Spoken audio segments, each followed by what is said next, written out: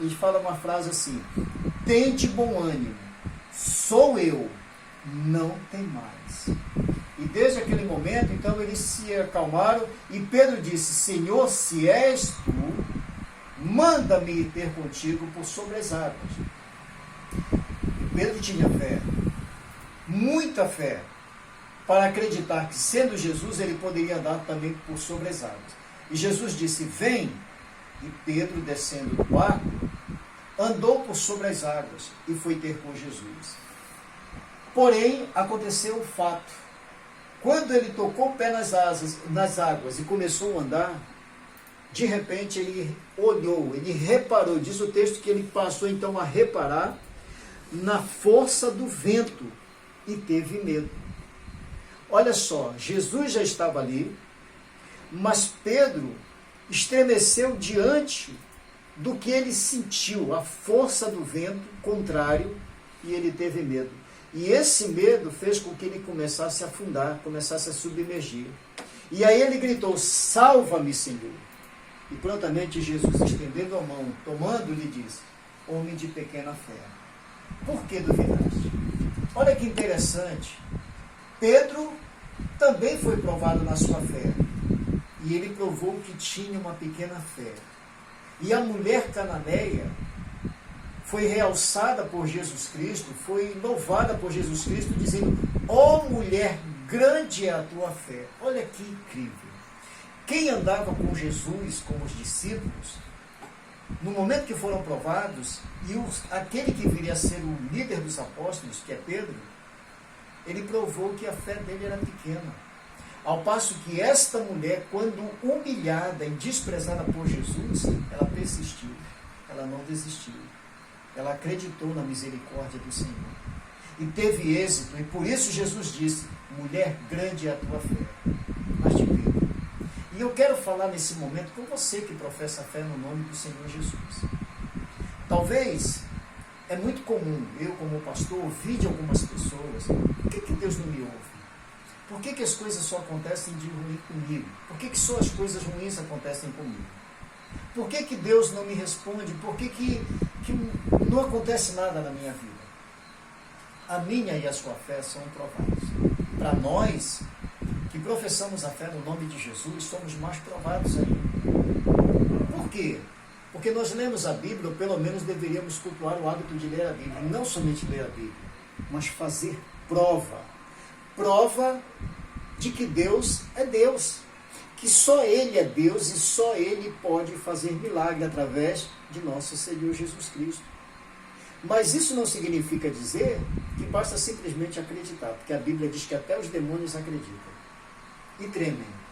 E nós muitas vezes dizemos que temos uma fé, mas na hora que somos provados, nós xingamos, nós murmuramos, nós blasfemamos, nós desanimamos.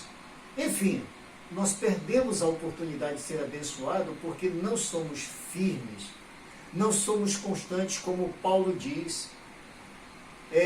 Paulo diz: alegrai-vos na esperança, seja paciente na tribulação e perseverai na oração. E muitas vezes nós desistimos porque achamos que Jesus nos despreza, ou porque nós sentimos medo diante da fúria do vento, mesmo sabendo que Jesus está na nossa vida. Somos nós que testemunhamos disso. Não, Jesus está comigo. Na hora da prova, acabamos desistindo. Acabamos como Pedro, afundando. E aí Jesus diz: ó homem, ó mulher de pequena fé, por que duvidaste? A dúvida simplesmente não move a mão de Deus. E quem fala isso é Tiago. Que a pessoa que duvida é como um barco que está à deriva sendo açoitado pelos ventos. Olha, fala novamente de ventos. Tiago capítulo 1. Mas em relação à mulher que foi humilhada, posso dizer, foi rebaixada da pior maneira possível.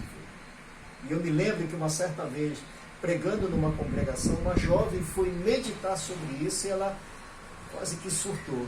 Eu disse: eu não sei como eu reagiria se eu visse Jesus me chamando de cadela. Porque foi isso que ele chamou para essa mulher. Não é bom tirar o pão da boca dos filhos e dar aos cachorrinhos.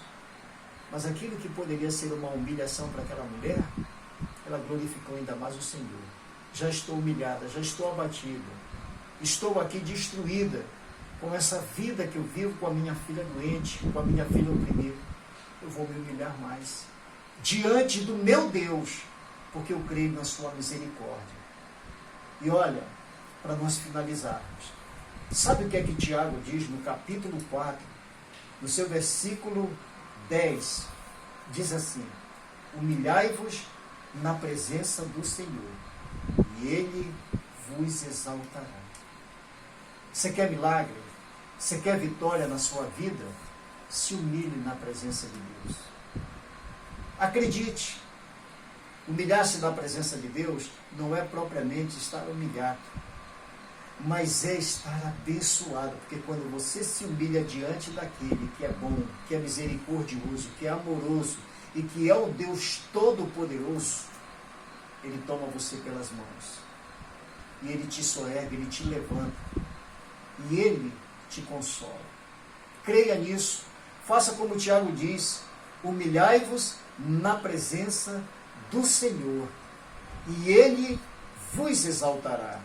O próprio apóstolo Pedro, no capítulo 5 da sua primeira carta, e no versículo 7, ele diz assim: lançando sobre ele toda a vossa ansiedade, porque ele tem cuidado de vós. E no versículo 6 ele ainda diz mais: humilhai-vos, portanto, sob a poderosa mão de Deus, para que ele, em tempo oportuno, vos exalte.